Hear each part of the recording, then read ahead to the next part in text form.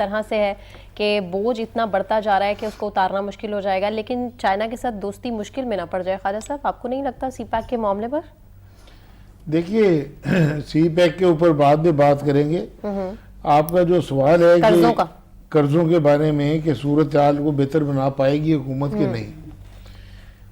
دیکھیں حکومت اگر اس کی ویل ہے تو وہ یقینی طور پہ پا پائے گی، یہ اس کو قابو پا لے گی اس پہ، لیکن اس کے لیے ان کو 2-3 اقدامات ایسے ہیں جو ان کو لازمی طور پہ اٹھانے پڑیں گے. ایک تو یہ ہے کہ ریونیو کلیکشن جو ہے اس کے نظام کو بہتر بنانا ہوگا، اور ریونیو کلیکشن کا جو ہدف ہے اس کو حاصل کرنا ہوگا.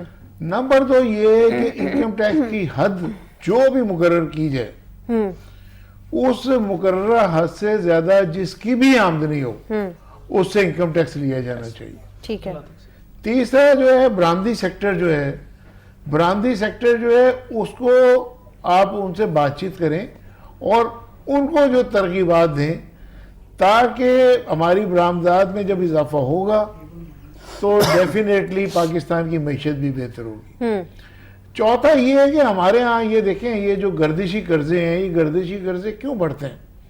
یہ اس لیے بڑھتے ہیں کہ بجلی کی جو قیمت جو بجلی کی قیمت وصول کی جا رہی ہے وہ اس سے زیادہ جو خرچ ہو رہی ہے، بجلی جو چوری ہو رہی ہے وہ گردشی قرضوں کو بڑھاتی ہے.